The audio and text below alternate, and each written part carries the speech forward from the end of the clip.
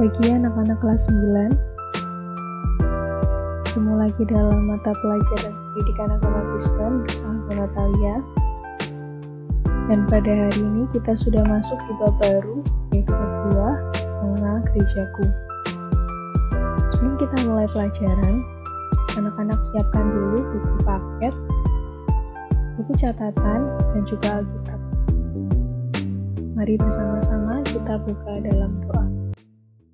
Terima kasih Tuhan untuk kebaikan-Mu, untuk anugerah dan penyertaan hari ini, sehingga kami bisa bertemu dalam pendidikan agama Kristen. Pada pagi hari ini, kiranya Kau yang akan pimpin Tuhan pelajaran kami dari awal sampai akhir, memberikan kepandaian, hikmat kepada anak-anak, memberikan kemampuan kepada guru untuk dapat menyampaikan juga. Dalam nama Tuhan Yesus kami berdoa, terima kasih Tuhan. Amin. Pada bab 2 ini kita masuk di materi mengenal gerejaku yang bersumber di kitab-kitab yang tertulis di sini. Anak-anak bisa baca sendiri ya. Pada perjamuan terakhir, Tuhan Yesus berdoa agar murid-muridnya dan semua pengikutnya tetap bersatu. Tuhan berdoa dalam Yohanes 17 ayat 21. Kita mau buka bersama-sama dalam Yohanes 17 ayat yang ke-21. Supaya mereka semua menjadi satu, sama seperti Engkau, ya Bapa, di dalam Aku, dan Aku di dalam Engkau, agar mereka juga di dalam kita, supaya dunia percaya bahwa Engkaulah yang telah mengutus Aku. Tampaknya sejak awal sekali Tuhan sudah menyadari bahwa murid-muridnya akan terancam perpecahan. Doanya menunjukkan bahwa kesatuan murid-murid dan pengikutnya sangat penting, karena kesatuan Yesus dengan Bapanya di surga. Dengan kesatuan itu juga para murid memberikan kesaksian mereka pada dunia. Namun pada kenyataannya, kita dapat melihat bahwa perpecahan tetap terjadi. Anak-anak buka Alkitab dulu dalam Kisah Para Rasul 15. Di-pause dulu videonya, anak-anak baca dulu kisahnya dalam Kisah Para Rasul 15. Oke, sudah dibaca ya anak-anak? Kisah Para Rasul 15. Di situ kita menemukan bagaimana gereja perdana dihadapkan dengan sejumlah pertanyaan berat yang mengancam gereja untuk pecah. Pertanyaannya, seperti yang tertulis di sini, apakah orang-orang bukan Yahudi yang ingin menjadi Kristen harus terlebih dahulu menjadi Yahudi? Ini merupakan perpecahan yang pertama. Ada beberapa pemimpin gereja saat itu menuntut agar orang-orang Yahudi yang ingin menjadi Kristen terlebih dahulu harus disunat, lalu mereka diwajibkan menjalankan seluruh hukum Taurat. Dan pemimpin ini adalah Petrus dan Yakobus. Jadi di pihaknya Petrus dan Yakobus, menurut mereka, orang-orang yang mau menjadi Kristen harus disunat terlebih dahulu dan melakukan hukum Taurat. Kelompok lain yang dipimpin oleh Paulus tidak setuju. Mereka berpendapat bahwa untuk menjadi Kristen, menjadi pengikut Kristus, tidak perlu menjadi Yahudi terlebih dahulu.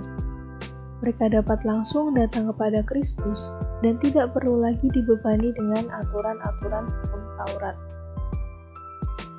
Dan bersyukurnya, pada zaman kita yang sudah diperbarui, kita tidak perlu lagi untuk menjadi Yahudi agar kita menjadi pengikut Kristus atau menjadi Kristen. Kita cukup datang kepada Tuhan, kita cukup menerima Yesus sebagai Tuhan dan Juru Selamat untuk kemudian melakukan setiap kehendaknya dalam kehidupan kita. Oleh karena perpecahan tersebut, pada tahun sekitar 50 Masehi, diadakan persidangan di Yerusalem yang dikenal sebagai Konsili Yerusalem atau Konferensi Apostolik. Pada akhir persidangan itu dicapai kesepakatan untuk memberlakukan aturan minimal untuk orang Kristen, mereka harus menjauhkan diri dari yang pertama, makanan yang dipersembahkan kepada berhala. Yang kedua, darah. Yang ketiga, daging binatang yang mati dicekik. Dan yang keempat, percabulan yang tertulis di Kisah Para Rasul 15 ayat 29. Kita membaca bersama-sama Kisah Para Rasul 15 ayat yang ke-29.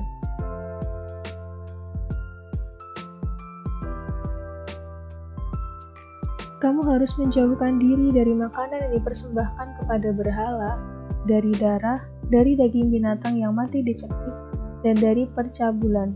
Jikalau kamu memelihara diri dari hal-hal ini, kamu berbuat baik. Sekianlah selamat.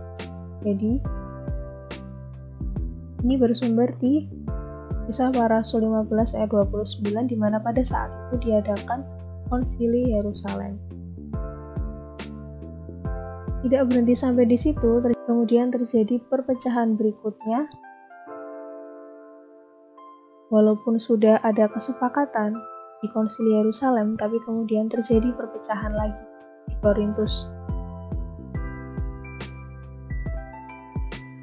Di Korintus terjadi perpecahan gereja ketika orang-orang saling berkelompok berdasarkan rasul-rasul tertentu. Kita mau buka bersama-sama dalam 1 Korintus 1 ayat yang ke-13.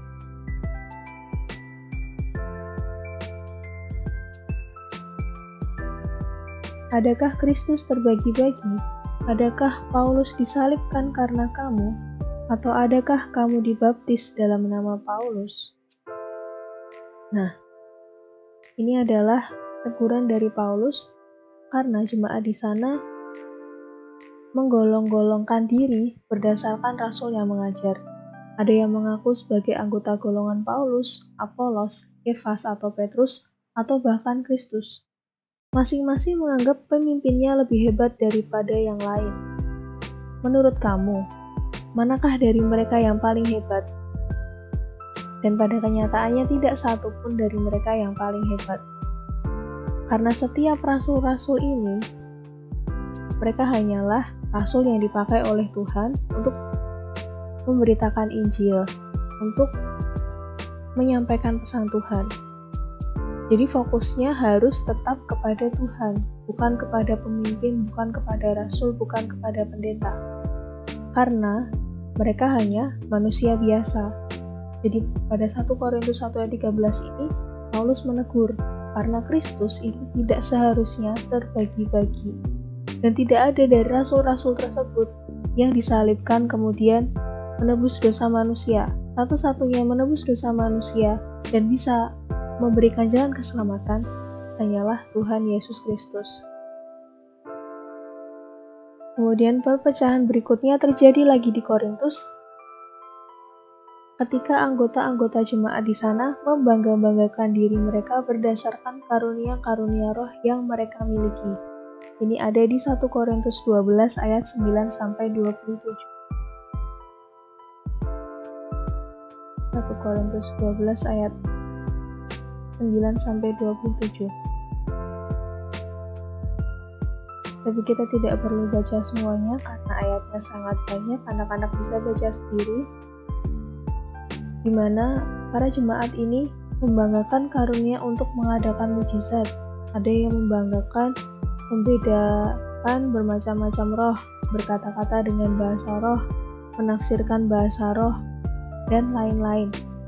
Yang terjadi kemudian Paulus menegur jemaat di Korintus dan membandingkan mereka dengan tubuh kita.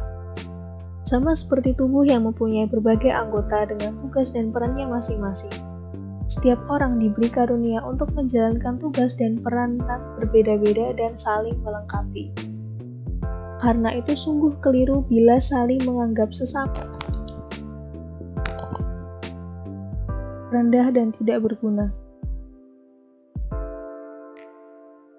Sebagai contoh seperti ini, kira-kira dalam satu anggota tubuh yang kita miliki atau anggota tubuhnya anak-anak ada nggak satu saja bagian tubuh yang sama sekali tidak berguna? Coba dipikirkan baik-baik, ada nggak satu bagian tubuh saja yang tidak berguna? Contoh sederhananya, semisal ketika sedang melakukan sesuatu, tidak sengaja kuku kita patah. Dan patahnya tidak hanya sekedar patah, tapi sampai ke daging.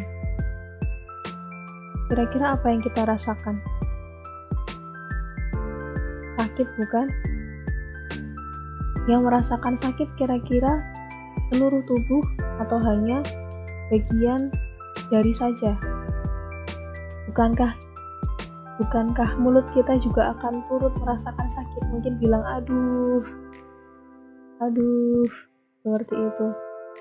Ketika satu saja anggota tubuh kita sakit, maka dari ujung kepala sampai ujung kaki kita bisa merasakan kesakitan itu. Dan tidak ada satupun organ bagian tubuh kita ini yang tidak berguna. Bahkan kuku pun yang mungkin hanya terlihat sepele, ini juga berguna. Atau mungkin rambut. Ketika patah satu, tidak masalah. Atau mungkin rontok beberapa biji, tidak masalah. Tapi misalkan tiba-tiba rambutnya anak-anak rontok semua, padahal kan itu cuma rambut. Bagaimana perasaannya? Maka kepala kita tidak akan terlindungi. Ketika kita keluar di bawah sinar matahari akan terbakar.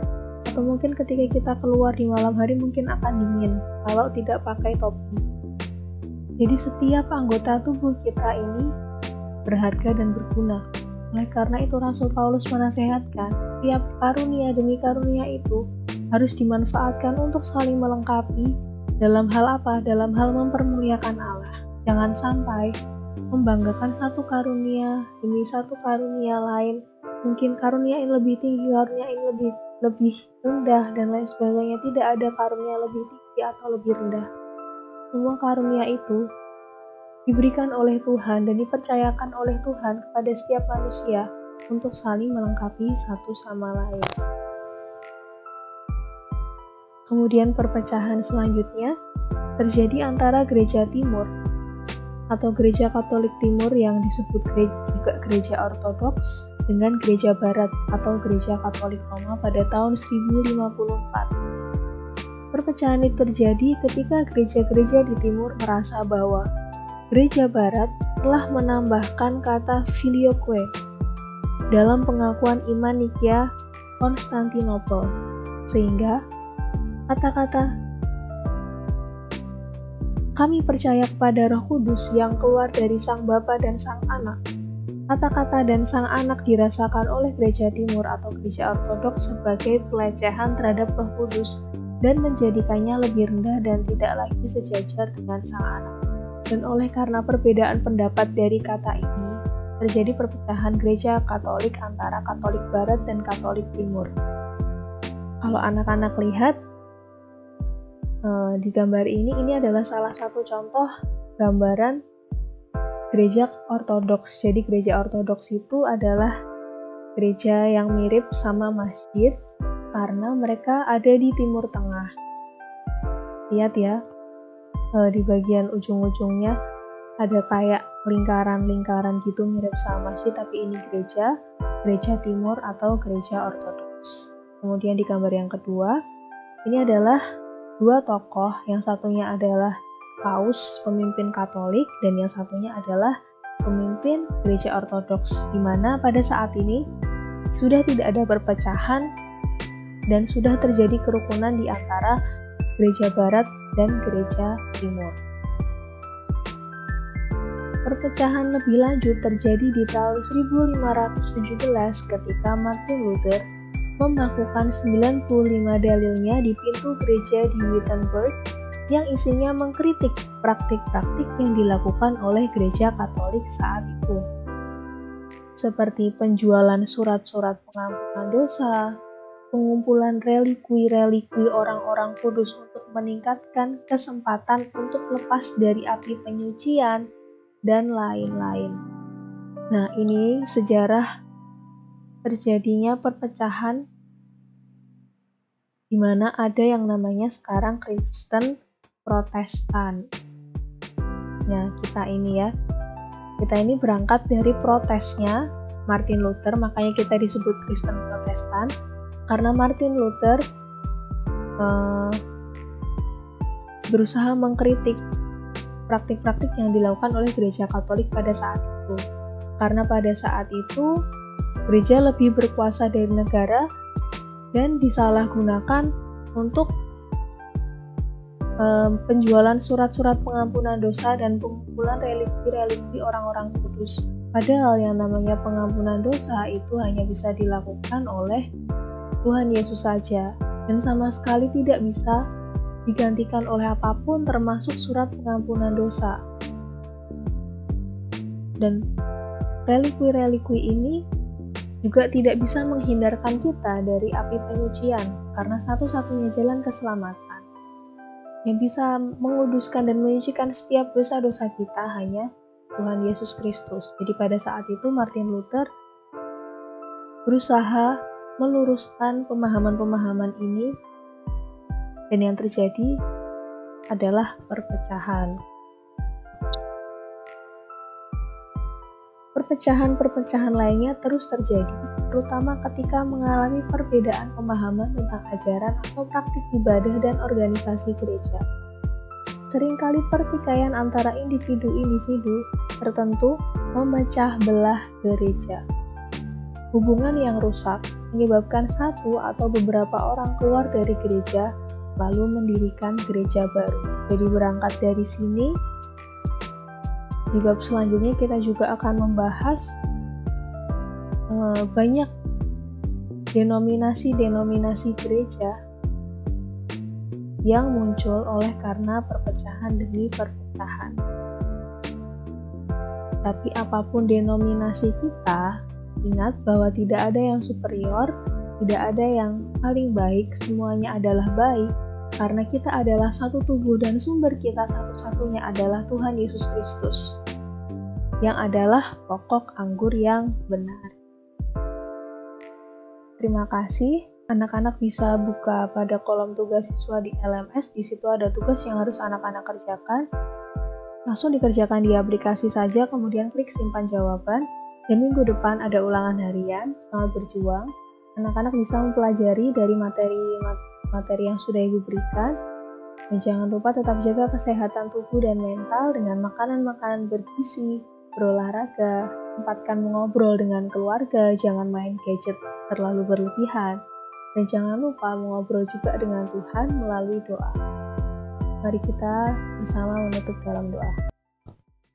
Terima kasih Tuhan untuk penyertaan sepanjang pelajaran hari ini. Kiranya Kau yang akan semakin persatukan kami, umat Tuhan, untuk semakin hari semakin serupa dengan Engkau, untuk semakin hari semakin menjunjung dan menyanjung nama-Mu ya Bapa, satu-satunya sumber keselamatan dalam kehidupan kami. Dalam nama Tuhan Yesus kami berdoa, terima kasih Tuhan. Amin. Sampai jumpa.